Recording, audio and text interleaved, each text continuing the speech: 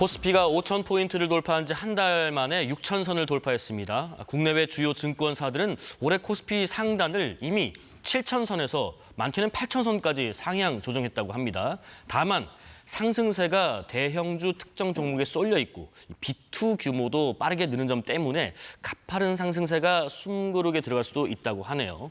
AI 확산으로 반도체 투톱 기업이 코스피를 끌어올리고 있는데 이 기회를 틈타서 GPU를 훔친 일도 있었다고 합니다. 알면 돈이 되고 득이 되는 시간, 이주의 경제, 정철진 경제평론가입니다. 어서 오십시오. 네, 안녕하십니까. 안녕하십니까. 네.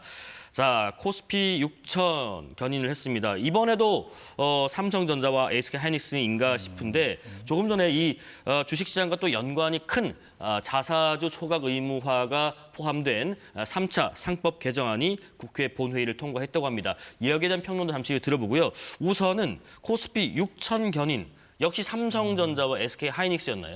기본 베이스는 삼성전자와 SK하이닉스다라고 볼 수가 있겠고요. 네. 오늘만 놓고 본다면 현대차를 비롯한 현대차 그룹주들이 엄청난 선전을 했습니다. 현대차까지. 예, 크게 보면 삼성전자, 하이닉스, 현대차, 쓰리톱이 이끌어갔다라고 볼 수가 있겠고요. 네. 올해 지금 채 2개월이 되지 않았잖아요. 근데 연초 이후에 우리 코스피 상승률이 이제 40%를 넘으면서 예. 전 세계 주가 상승률 1위를 기록을 했습니다. 추이가 나오고 있습니다. 네, 2위는 코스닥이었습니다. 그러니까 1, 2위가 다 우리나라다라고 볼 수가 있을 것 같고요. 네. 장중에는 6,100까지도 돌파를 했습니다. 그러다가 조금 윗꼬리를 달고 마감은 6,083이었었고요. 6,083. 가장 관심 많은 게 삼성전자와 하이닉스. 어제 실은 우리가 말하는 20만 전자와 100만 닉스.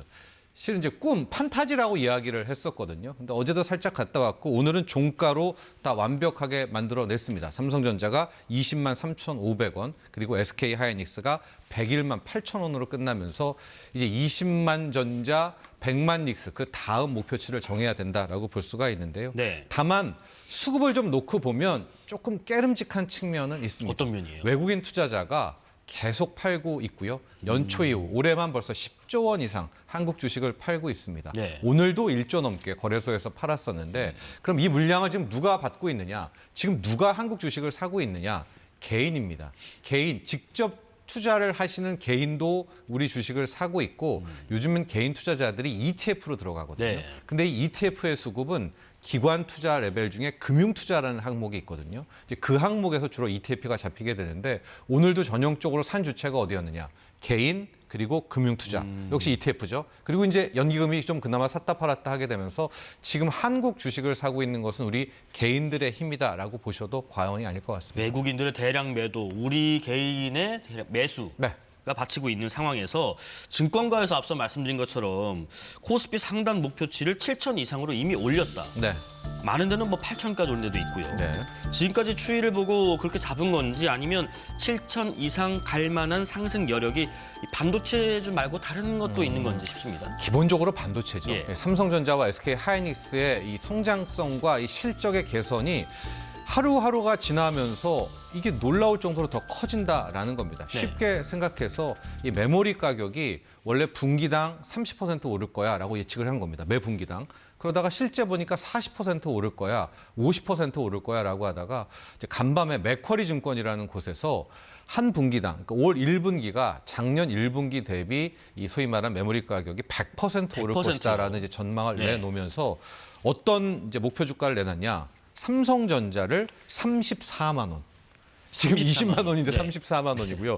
SK하이닉스를 170만 원을 불렀습니다. 근데 근거가 있어야 되잖아요. 그 근거는 앞서 말한 것처럼 메모리 가격의 급등이고 올해 삼성전자의 영업이익 전망을 300조 위로 올려 맥쿼리에서 그렇게 전망한다는 맥쿼리 말씀이신 전망입니다. 거죠? 네네. 그런 다음에 SK하이닉스의 영업이익 전망도 지금 200조 대까지 끌어올리게 됐거든요. 그러니까 이런 전망들이 나오게 되면서 자연스럽게 올해 뭐 코스피 목표치도 왜냐하면 시총 1, 2위가 이 정도로 간다면 뭐 7천, 8천을 못 가겠습니까? 다만 계속 말씀드리지만 이 모든 근거들이 올해 삼성전자, 하이닉스의 실적이 좋을 거야. 이들이 파는 메모리 가격은 계속 오를 거야라는 거기에서부터 실은 비롯된 거 아니겠습니까? 그러니까 첫 번째 1분기 실적이 나오는 4월께까지는 이런 추세가 쭉 갈 수는 있겠지만 이제 막상 1분기 성적표를 받아보겠죠. 그때부터 큰 변곡이 나오지 않을까 이렇게 보고 있습니다. 근데 지금 이렇게 코스피 막 오르는 게 내 얘기가 아닌 것 같아요. 남 얘기인 것 같아요. 이런 분들도 많다고 하던데요. 두 가지 부류가 있으신 예. 것 같아요. 처음에는 좀 먼저 파신 분들. 먼저 판 분들. 네. 코스피 4,000대, 학원 5,000대.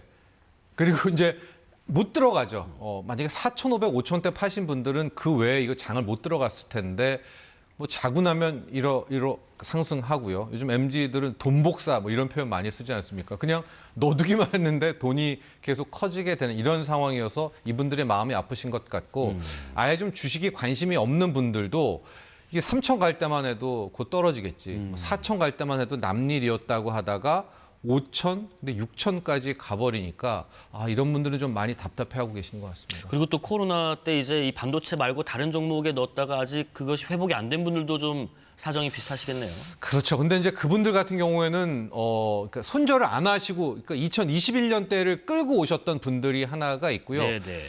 덜 오른 종목도 있습니다. 가령 작년에 가장 많이 우리 개인들이 산 종목이 네이버. 크게 보면 네카오였거든요. 그러니까 네이버 주가가 안 오른 건 아닙니다만 한 25%, 30% 올랐어요. 근데 지금 시장이 올해만 40% 올랐잖아요. 이제 그런 거 보고 상대적인 박탈감을 좀 많이 느끼시고 계시는 것 같습니다. 예. 앞서 소개해드린 대로 조금 전에 국회에서 민주당 주도로 3차 상법 개정안이 통과가 됐습니다.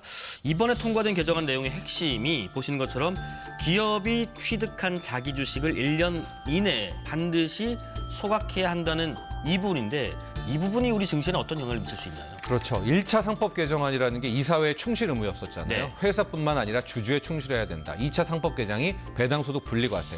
그리고 마지막 끝판왕이라고 하는 3차 상법 개정이 통과가 됐는데요.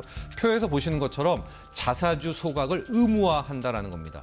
이게 이제 우리나라의 좀 특수성이기도 한데 가령 미국 같은 데는 저런 법이 없어요. 왜냐하면 자사주를 샀으면 그냥 자연스럽게 소각하는 그거가 이게 익숙한데 우리 같은 경우에는 그동안 관행들이 자사주를 산 다음에 네. 그걸 전용한 경우가 많았었습니다. 나중에 인적 분할할 때 표로 분할한다라든가 아니면 오너들이 하나의 이제 전가의 보도처럼 휘둘렸기 때문에 안 되겠다. 아예 자사주는 무조건 소각해야 된다는 걸 법률로 정한 거고요. 이번에 나온 것은 신규 취득한 경우에는 1년 내에 무조건 소각을 해야 되는 거고요. 두 번째, 기존의 자사주를 사둔 것들이 있지 않겠습니까? 여기에는 6개월을 더 둔 겁니다. 그렇기 때문에 기존의 자사주는 1년 6개월 내에 다 소각을 해야 된다라는 것이고요. 예. 국내 증시에 어떤 영향을 미치느냐? 실은 이제 이 재료들은 뭐 금융지주라든가 자사주가 많은 증권주라든가 시세는 다 낮습니다. 그래서 이제 재료 자체로는 소멸이라고 볼 수가 있는데요. 기본 틀 자체, 펀더멘탈론 굉장히 좋죠. 이제 우리나라도